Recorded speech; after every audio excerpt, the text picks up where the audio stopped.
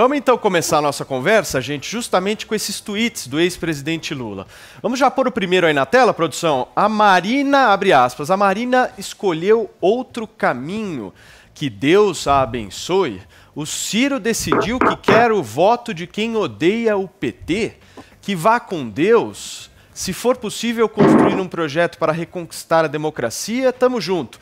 Mas na eleição, cada um vai tocar o seu projeto. Em seguida veio essa postagem, gente, abre aspas. Eu já disse que não preciso ser candidato outra vez, apesar de achar que vou viver até os 120 anos, kkkk.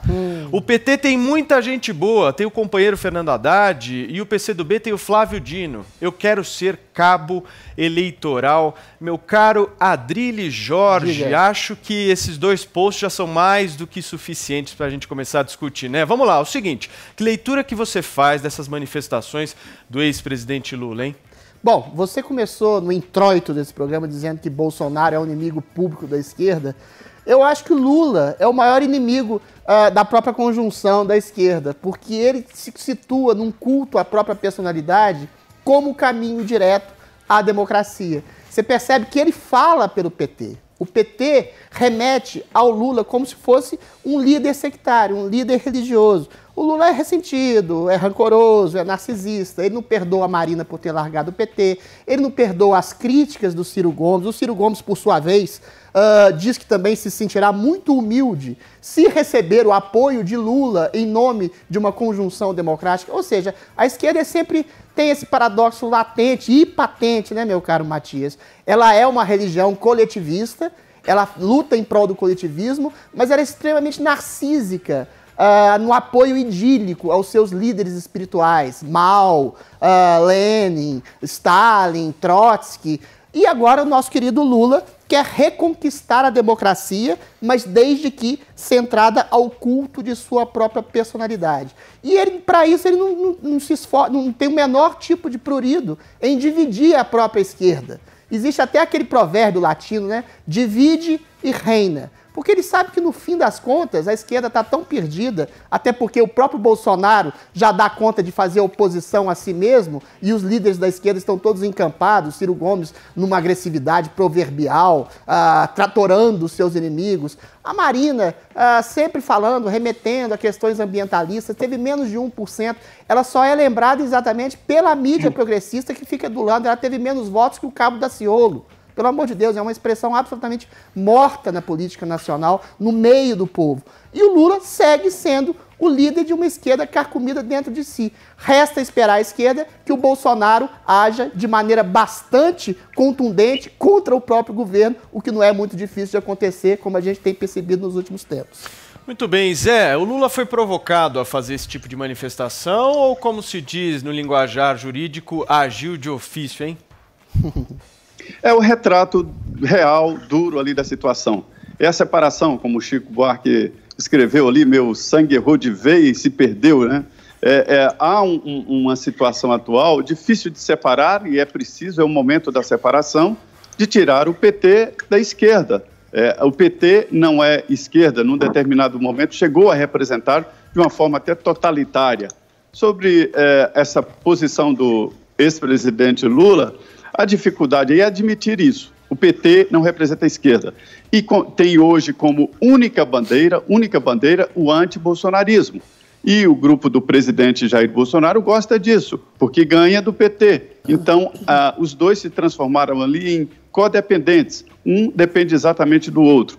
O PT se perdeu. O PT se perdeu hoje aqui, várias reuniões, eu já acompanhei reuniões aqui, da esquerda, sem o PT. E não quer o PT. Um exemplo, o impeachment do presidente Jair Bolsonaro. O PT chegou atrasado. Ele quer entrar agora no processo, a esquerda não deixa, não quer. Inclusive pela resistência que o PT tem em alguns setores. A história do Ciro Gomes, o PT raciocinou o seguinte: olha, se eu chego no segundo turno, por que eu vou apoiar alguém para chegar no segundo turno?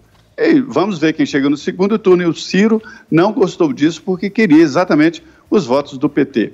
Então, assim, a esquerda está perdida, está dividida, muito dividida. O Flávio Dino não reúne a esquerda, não há ninguém que possa reunir, o Haddad muito menos, e toda a esquerda acha que já passou, o PT já passou. A esquerda está hoje sofrendo uma resistência tão grande, mas tão grande, que não tem nem como fazer campanha eleitoral. Eles estão tirando os nomes socialista, comunista, dos partidos políticos. Não tem mais partido político com o nome socialista. O PCdoB, que tem aquele logotipo lá de um martelo, uma foice. O Brasil nunca usou aquele martelo. Aquele é um martelo de mina, de carvão. Aquela foice, aquele ancinho, não é usado aqui no Brasil num tempo que ninguém nem sabe mais o que é aquilo, porque agora é aparador de cana, uma roçadeira mais moderna, então isso não existe. Então, o PCdoB está discutindo tirar do nome, né, o comunismo. Então, assim, a esquerda está perdida, o PT só tem uma bandeira, que é o anti-bolsonarista, né, e pronto, não tem mais nenhuma proposta, isso não ganha eleição. Então, esta é a situação, é o momento da separação. É preciso definir o que é quem dentro desta ala que perdeu a última eleição. Isso ficou muito claro. Agora, Zé, me permita insistir um pouquinho contigo nesse assunto. Há um racha interno se iniciando dentro do PT, né? Eu vejo, principalmente uma ala mais jovem, né, do PT, de deputados mais jovens, uma parcela da juventude petista, questionando, né, esse reinado do presidente Lula sobre o PT durante todos esses anos, né? Você acha que isso tem consequências? É muito difícil. Sempre existiu rachas, divisões no PT, né? Democracia pela base, enfim, são vários segmentos que se unem. Uns se unem num determinado momento, se unem outro e tal. E tem aquela história do PT de quando fecha, todo mundo vai junto. Essa é a característica do PT. As divisões são discutidas internamente, quando eles fecham, todo mundo tem uma ideia.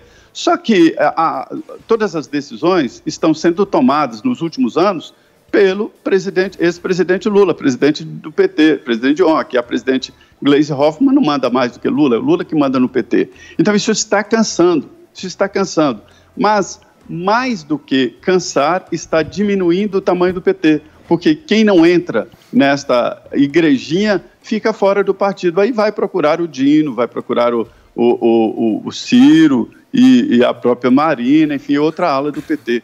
O PT está sendo excluído desse processo. Muito bem. Adrilles, você quer comentar?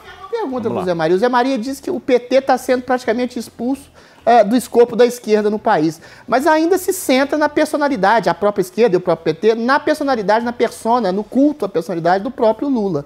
Fora de Lula e fora do PT, quem você define como esquerda? Porque o Ciro Gomes é um centro meio esquisito.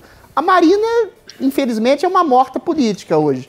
Quem representa essa esquerda para fora do PT hoje em dia? Olha, é uma pergunta interessante, porque no imaginário ali das mídias, a esquerda hoje é tudo que não é Bolsonaro. Mas não é bem, não é bem assim, É uma recomposição, é por isso que eu estou dizendo, o PT ainda se acha esquerda, o suprassumo da esquerda, mas não é mais. Já existe um pensamento médio que acha que o PT se desgastou demais, é preciso se livrar das denúncias sérias de corrupção que impedem o debate ideológico, né? Hoje se fala em PT, se fala em esquerda, lembra de corrupção, de roubo. E é esta a dificuldade, de se livrar desta acusação e começar a discutir ideologicamente, é onde eles acham que ganham o debate, né? Mas o mundo virou, o mundo deu um giro, não dá mais para discutir esse assunto. Agora, todos os debates são pontuais. O PT está sendo colocado à esquerda porque é centralizador, não deixa ninguém se candidatar, tem que estar sempre em cabeça de chapa, e isso acabou provocando essa divisão, e agora ele será excluído do processo da esquerda. Mas ainda é forte, ainda tem, sim, votos, ainda tem seguidores.